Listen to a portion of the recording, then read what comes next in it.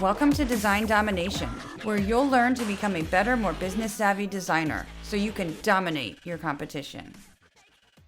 Hi, and thanks for tuning in. I'm Colleen Grotzer, and in this episode of Design Domination, I've got special guest and good friend John Falke to talk about how he went from a two-person web design business to one with a large team. Stick around to get lots of tips that you can use when hiring someone to help you. John Falke, aka Johnny Flash, is the founder and CEO of Johnny Flash Productions, a web and digital marketing agency near Washington, D.C. He's created a 6-step proven hiring method that includes a tailored trial project to find the best candidate. Johnny is a coach for Agency Mavericks, formerly WP Elevation, where he helps agency owners grow their business, nail down their processes, and expand their team.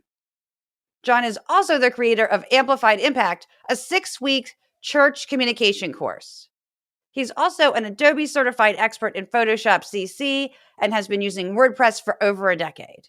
Welcome to the podcast, John. I'm delighted to talk to you today. Thanks, Colleen. Pleasure's all mine. So I thought we would start up with a few questions, fun questions. And the first one is, would you rather eat a pound of sardines or a pound of liver?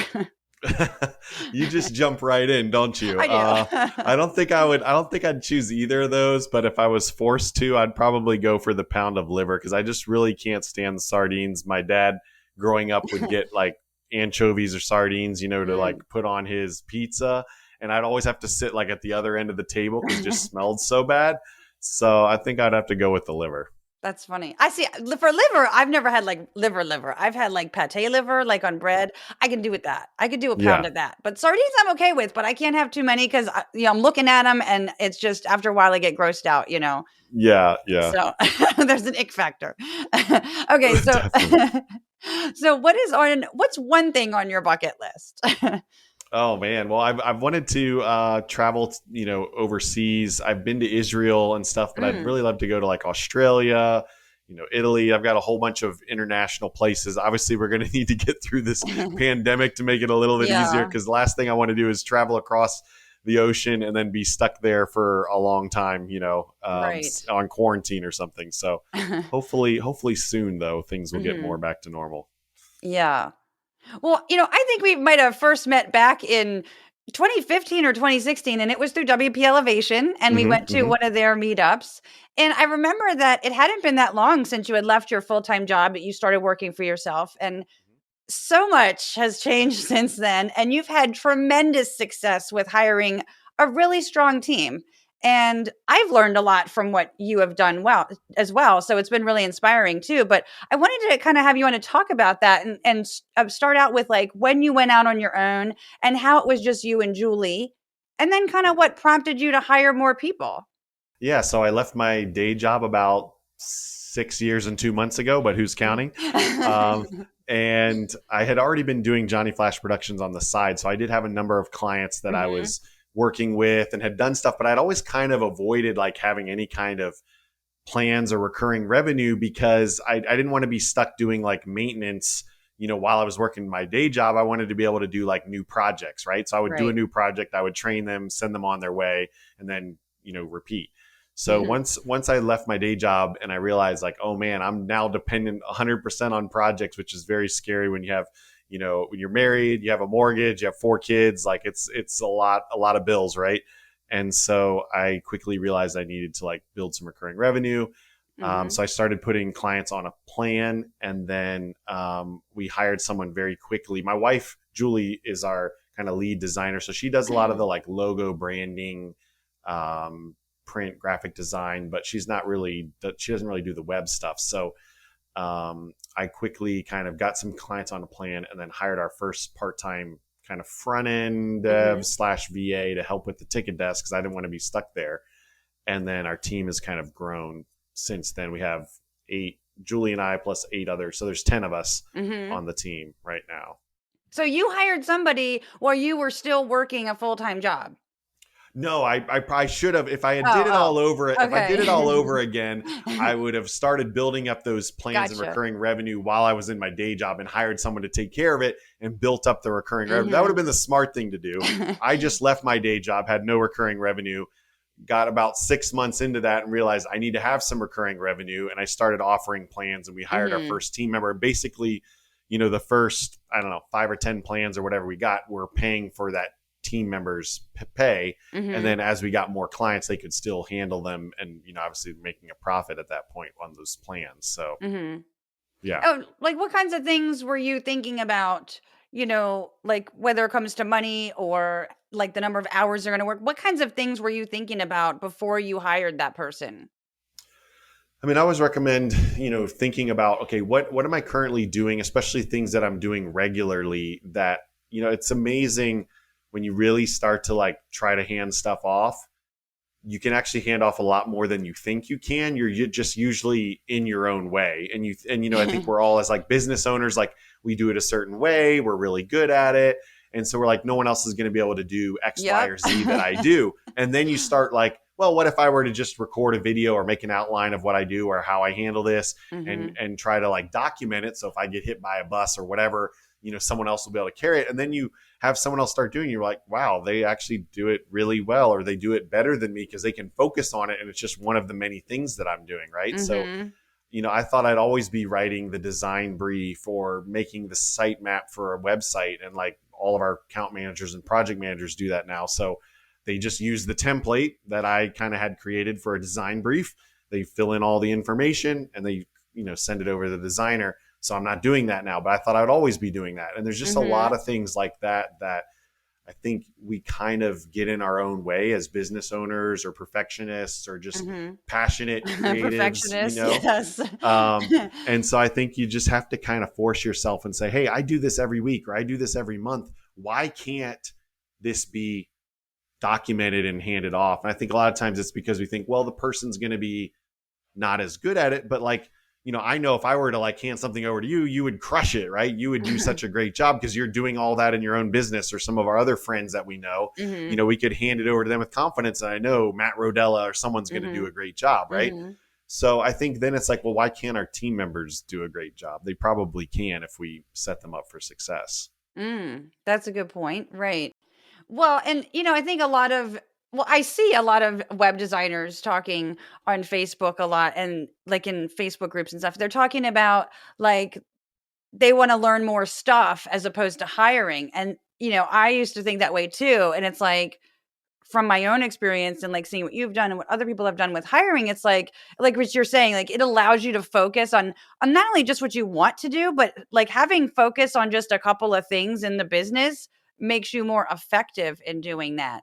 And so like whenever I see those questions, I'm always like, no, you don't have to learn like 100 million things. What do you really want to do? And you don't have to offer all these services to clients. What do you Mm-hmm, want to mm-hmm, offer? And what can somebody help you with? Like just hire that out. And I think some people think it's going to be too expensive to hire out.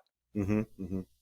Yeah, I mean, I think certainly, it's easy to try to learn new things and stuff, but many of us are probably like jack of all trades, master of none. The saying, right? Where Yeah. it's like we're pretty good at a lot of things, but we're not like the most amazing at any one particular thing. And so, and then also, if we do everything, if we stop working or go on vacation, then we're either working on vacation or we're not getting paid. True. Generally. And Right. so, I think having team members gives you the flexibility to have more bandwidth, to get paid while you're not working, to really focus in on the things that you're like not just good at, but you're passionate about. You love doing them. You want to get out of bed and like actually work on those things.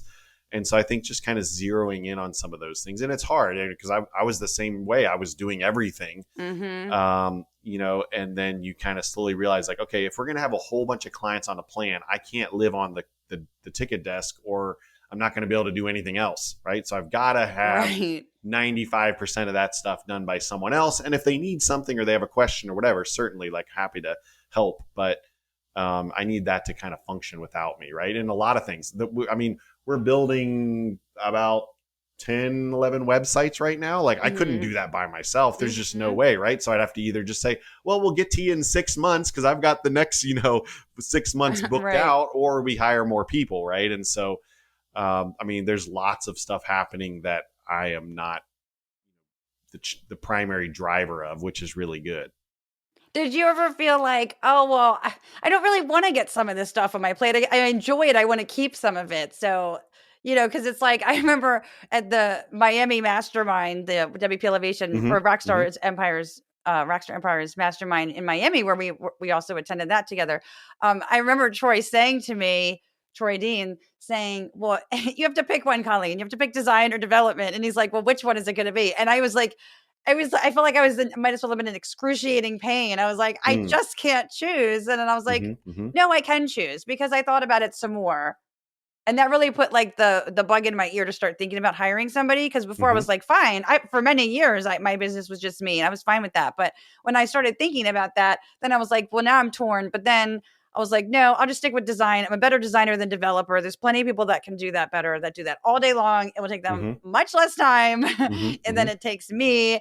And especially when you're not getting into it like every single day. And I wasn't with web design. So, or web development. So, I mean, was there Well, something that you were like, oh, I just don't want to get it off my plate, or? I mean, I thought honestly, I was the design. I would design it. I would build it. I would do Right. all the things. And I don't know. I didn't really, at the time, I didn't really see myself not doing any of those things. I Mhm. would assume that I would still be doing those. Right. But then it's like, okay, well, if I did have to hand off one part, maybe I could hand off, whatever. And so I would kind of lay out the site, and then I would hand off some of the content on the sub pages to the developer. And I was like, oh, Mhm. that's really nice. I don't have to, I did it one time and all those sub pages got built and I didn't have to do it all. And then eventually we hired a designer, which was like Mhm. totally, I'd had developers, but I didn't have designers. I guess I was more into the design, and then let someone else figure out how to make it work. Right. Mhm. And I then know. like the designer, like the first designer I hired, he's just so amazing, such a rock star, that like the websites looked a lot better, honestly, than when I was designing them. And I thought they were pretty good when I was designing them. I took Mhm. pride in it, but Mhm. he was just able to focus in on it. He was able to give it a lot more time and energy and detail than I did. And so they just look a lot. But now I'm kind of like, guys, let's get the stuff that I built a few years ago out of the portfolio. Those are like the weakest link. Oh, that's So funny. yeah. Well, when you got into hiring, did you like just knock it out of the park right off the bat, or did you like have any issues and? Oh, we've all made hiring mistakes, Colleen. I mean, the thing is, before I was working my agency full time, I worked as a creative director at a large church, and I had staff under me, and so I had Mhm. made lots of hiring mistakes at the church. In Mhm. terms of like, oh man, I probably had like a dozen or more interns there. Some of them were amazing, and some of them I don't know what I was thinking. I thought a warm body that was willing to help would be good, and it was like a disaster, right? Because they Mm. had such either like a narrow skill set that didn't apply to most of the stuff we were doing, or what all kinds of different things, right? So I've Mhm. definitely made a lot of hiring mistakes over time. I think I've gotten Mhm. a lot better at it, in the more Oh, for recent sure. years. Um, and I think, part of it, I think we all do this too, is that we we tend to rush. We tend to rut. We realize we desperately need someone because we can't get this project done, or we Mhm. want to take on more projects, or whatever. We're going to go on vacation in a month and we don't have anyone to cover while we're gone, and Mhm. we don't want to work on vacation, whatever the thing is. And we get in this situation where we feel like we have to hire quickly. And it's when I Mhm. hire quickly that I usually hire poorly. Mm. And so I think when we hire slow, we look at more, and this is true with anything, right? I mean, I used to be the most, I mean, I still can be impatient. Julie's not here right now, so I can say I'm more patient I than I would used never to think be. of you as an But impatient person at all. man, I remember the first time us going to buy a car when we got married, and this was 16, 17 years ago. And we went to my friend who worked at this dealer, and so I knew we were going to get a good deal, whatever. I Mhm. saw a nice car. He like gave us a good price. I was like, let's buy it. She's like, this is the first one that we've looked at. How do we know this is like a great deal or whatever? Right. And I was so frustrated because I was just like, I'm like the strategic shopper, right? Like I go in with the few things I need to get. I'm like in and out. I'm not looking at a gazillion things, and I just get what I need and I go. Like I don't want to Mhm. shop. I just want to buy and go. Mhm. And so she talked me out of buying this one, which was like in hindsight was really good, but I was just so frustrated at the time because it was a good car, it seemed like a good price, like let's do this. And I think people do that with hires, right? They Mm-hmm. find someone that's pretty good. It seems like the right price. They can do what we need to do, and we hire them. And then Mm-hmm. it's a month or two into it, 3 months into it, we realize, oh man, their skills aren't where they need to be, or their Mm-hmm. personality drives me crazy about this, and this. And had we just spent a little bit more time and considered a few more candidates, we would have made Mm-hmm. a better choice. Yeah, that's so true. And I think that's why I didn't have good success early on when I was looking Hmm. for people, like even subcontractors. It doesn't even have to be a full-time person, but Hmm. Hmm. subcontractors. And I think it's like, yeah, you get excited to get the help, or like you're saying, there might be some kind of thing coming up that's making you make a decision by a certain time frame, like a vacation, like you mentioned. So yeah, I completely can relate to that. And yeah, it's like, there's a saying too. Is it like hire slowly and fire fast or something? Yeah, yeah. So, so in order to slow down that process, Hmm. you Hmm. know, what kinds of things did you put into place?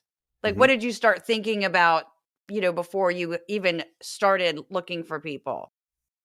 Well, I think definitely having a clear job description. We've all probably worked at a job where we didn't have a clear, like, this is what you're supposed to do. These are the expectations. Yeah. These are the responsibilities. We were just like, oh, yeah, we've got this thing. And we, somehow get someone that we know or whatever, right? Like Mhm. one of our first jobs. And then it's just kind of like, it's maybe not very clearly defined. And so I think Mhm. having a clear job description is super important. If you can have like key performance indicators, Mhm. that you can measure strategically, like, for us, if a website is not delivered on time, if the client's not happy, or we didn't do what we say we were going to do for that project, like, Mhm. we didn't hit the mark, right? So it's Mhm. pretty easy if someone's managing a website project to know, did we deliver it on time that we said we were? Did we do everything we were say we were going to? And is the client happy and going to leave us a 5-star review? If Mhm. all three of those things are true, then like we did a good job generally, right? Mhm. Um, so I think, being clear about what you're looking for is super helpful. I think then you need to, get enough candidates that you have some strong ones, not just one good one, but you want to be considering between 3, 4, 5 good candidates. That's hard to choose. Then Mhm. you're in a much better position than if you're just like, well, I had 5 people, only one of them was really good, so I went with the good person. Then you really didn't have 5 options. You had one option, right? Mhm. And so I think you have to like make, throw the net wide enough that you get enough, fish in the net that you can kind of then say, okay, there's some good ones in here. I'm going to kind of put these through the ringer and figure out which one's Mhm. best. And my favorite position is when you've just got too many good options, right? And you're like, man, I really want to hire all 3 of these people because they're so good. But that's Um, hard too. I hate saying no, yeah. or telling them no that they didn't get the position. Hmm. Hmm. I hate being put in that position. Yeah. Well, But but I mean, if you can put them through enough tests, then eventually one's gonna probably like slightly kind of rise to the top, right? Mhm. And so I think then you can feel confident, like, hey, I had 3 really good choices. This one's just a slightly better because of what, their availability, or because Right. whatever, they have this experience, or they have this extra skill set that I wasn't really looking for, but it's going to come in Mhm. handy with the work that they're doing, or whatever it is, right? Um, so yeah, and then I think, if you're hiring, we have a mix of U.S. team members and international team members. I feel like with international team members, you have to put them through extra hoops, because Mhm. extra tests, because there's going to be time zone differences. There's going Mhm. to be potentially some little language differences. There's going Mhm. to be just a whole bunch of other things that you don't have to really think about as much when you're working with like US team members or Mhm. local team members. Mhm. And so I think you have to have a way to like really, and so I think the hire slow is perfect, right? Maybe you find 3 candidates you can't decide. You give them all a paid project, right? Say, Mhm. hey, I need this work done. I'm going to pay for it 3 times. Yes, it's going to cost me a little bit more, but now I'm going to have 3 people do apples to apples comparison work. Right. And I'm going to see how well did they communicate? What problems did they run into? How well does the work actually look? Like if it's a designer, as an example, Mhm. give all 3 of them the same brief and say, make me a homepage mock-up, you know? Mhm. And then you could even have as part of the test, like, hey, I'm going to give you feedback, and I want you to make 1 hour of revisions to the mock-up that you made. And you're going to see how well they like handle your feedback and stuff like that. And when you start to really get into it, then it's like it becomes very clear who's the right candidate, because Mm-hmm. usually a couple of them will smash it. And then some other ones you're like, it was okay. I mean, Mm-hmm. other people might be happy with it, but Colleen, you and I are pretty particular with design. We're not going to be Yes. happy with that, you know? Right, right, for sure. Well, I had actually thought about hiring like a lot sooner than I actually did it, or farther back than I actually did it.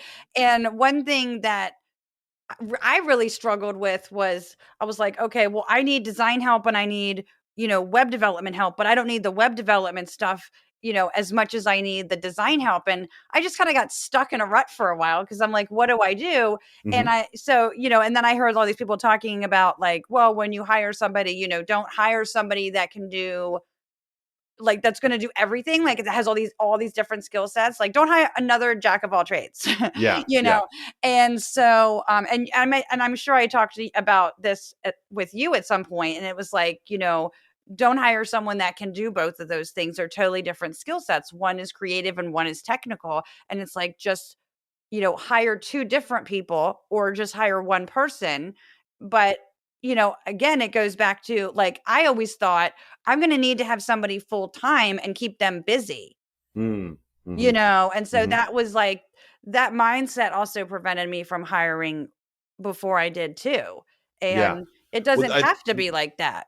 yeah, you're totally right. I mean, the first person I hired, I was kind of hiring a front end developer and a Hmm. virtual assistant in one. It was like kind of Hmm. looking for that unicorn, and they did a pretty good job. But then the second time around, someone had mentioned, "Hey, why don't you hire just a front end developer and then hire someone that's just going to be the kind of the face on the ticket desk, and make them two different people?" Because what was Hmm. happening was the developer was doing the work. Sometimes they would reply back to the client, or sometimes I would check it and reply back to the client. And so I realized, like, hey, rather than them check their own work or me have to check all the work, it'd be great if they just could do the work. Someone else, who's more comfortable with English, whatever, could like Hmm. reply back to the client, fully understand it, be that second set of eyes. And so that worked much better when I had Hmm. those broken out. I think one thing you can do as a business owner, if you're not sure, or a designer or whatever, you're not sure who to hire next, is just log your time detailed for like maybe 2 weeks and see where you spend all of your time. Because we think we Hmm. know, but then when we look at a breakdown in Toggle, or any of these Rescue Clockify, any of time. these different things, yeah, Rescue Time, any of these Hmm. things, you're going to see, oh wow, well I actually spent this much on sales, I spent this much talking to clients, I spent this much time designing, I spent this much time whatever. And then you can kind of see, well, if I was spending 15 hours of the last 2 weeks on design, I know I've got at least 15 hours of design work per Hmm. week for a designer, right? So I hire someone part-time at 10 or 15 hours a week and have them start taking that over, or whatever it is. And you can kind of then know with better confidence like how Hmm. much work you have. And I don't think you ever have to start at full time. In fact, you're probably better off hiring at part time, especially if they have bandwidth to grow, because you can kind of Hmm. try them out, make sure it's a Hmm. good fit, and then kind of expand their time and their role. Right. And like, it was funny because I was so worried about being able to afford or keep busy. Like, one person, I mean, now I've got four people that work for me. I Hmm. mean, Hmm. between two businesses, Yeah. Yeah. but it kind of got addictive because now I'm Hmm. like, what else can I get off my plate? Because my income actually went up. I mean, obviously my expenses went up some, but my income went up because I was able to focus on doing some other business tasks and let them do other stuff. But Hmm. yeah, I'm trying to get more stuff off my plate all the time because I do have to do the podcasting, I do have to do that stuff. Hmm. There's things that I can't, like, get off my plate, and those things I want to keep, but I have to do those things. So Yeah. Yeah. But then you get to choose, right? Then you can say, right, "Hey, I just want to do the podcasting, and someone else is going to do the editing of it, and someone else right. is going to do the booking of it, and I just get to do the fun part and talk, and then have someone else do all the other stuff." Right. So I think it's really important to look at it as an investment and not how much money am I giving up? How many, what are my expenses going to be? Especially if you're going to need to spend time, doing client outreach, prospecting, that kind of stuff, Hmm. and spending time on proposals, or doing talks or these other efforts in order to reach clients. Yeah, yeah, totally. I mean, I think that there's just so many options. And then, there's a book by Mike McCowitz called Run Like Clockwork, and he's got Mm-hmm. like a whole curriculum and thing behind it. But the concept in the book that I really like is kind of working up to like, well, what would I have to do in my business to take like a month off or 2 months Mm-hmm. off or 3 months off, which most of us are just like, that Right. could never happen, right? That Like horrifies me. how in the world I can barely take a weekend off or a few nights off, right? How could I take off a month, and Mm-hmm. not open my computer, not check email, and just I like can't still imagine. the business run? It would be amazing, right? So Right. I've been kind of like working up this past summer. I took 16 days without, I didn't even take my computer. I was like, for this to really work, it's not going to Right. be because the team doesn't do it. It's going to be because I get in the way. So I Mm-hmm. intentionally did not bring my computer. We went to the beach for 16 days, didn't check email, didn't go into Slack. I told my team, if you need me, you have to text me because that's the only thing that I'm going to respond to. And I was like, it's fine if you need to text me, but I'm just not going to have my computer. I'm not going to be looking at email and stuff. And so I did it. Like I somehow did it. But in the book, what it talks about is working your way up to that, right? So Mm-hmm. if you're currently working like 7 days a week and you work on the weekends and you work in the nights, first thing is just like take a Saturday or Sunday and like not work. Like just plan something so you're going to be away so you don't have the option to like go into the room and work. Plan to go to an amusement park or go to this thing or this show or go visit some family that's a little way away or whatever, right? And so you just don't have the option to work because you've got the time planned out. And you'll realize like, wow, that was really fun. And my business survived me not working a Saturday, right? And then you get into a groove and now you're not working on Saturdays. And then you expand it to Saturday and Sunday. And then you say, hey, my kids probably really need some time, or my animals, whatever, need some time with me. If, I probably should be off by 5 or 6 o'clock or something so Mm-hmm. that I can like be with my spouse and stay married and, whatever, all those things. And so you just start to set up those things. And then you realize, I can take a 3-day weekend. I can take a Mm-hmm. 4-day weekend. Oh, wow. I took a whole week off and it didn't burn down. Right. And you Right. just kind of keep expanding that, but it's like baby steps to get there. Right. Mm-hmm. Yeah, that's awesome. That's really quite an accomplishment. It really is. Thanks. I mean, Thanks. I would love to go to the beach for 16 days. Yeah. Yeah. It was amazing. Now I need to plan a month-long trip. Right. So, John, earlier in the podcast, I mentioned that you do have this proven 6-step process, but you Mhm. actually have a low cost product for people to buy that helps them with this hiring process so that they will be successful and they won't have to go through this, like, hopefully, over and over again and make the same mistakes that we have. So, do you Mhm. want to talk a bit about that and where they can find that? Sure. Yeah.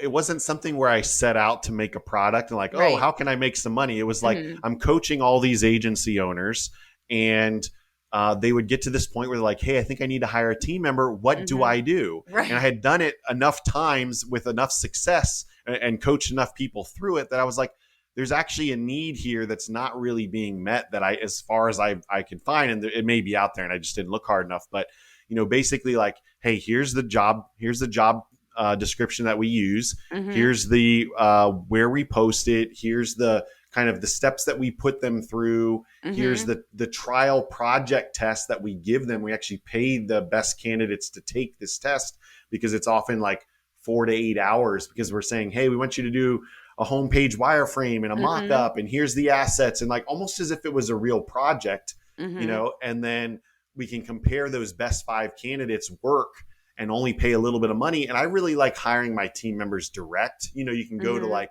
hiring agencies where they'll like find the candidates and present them. But then a lot of times you're either paying a high fee for that Right. or you're paying the agency, they're taking like a 20% or more cut. And then your workers getting less of the money and just, Mhm.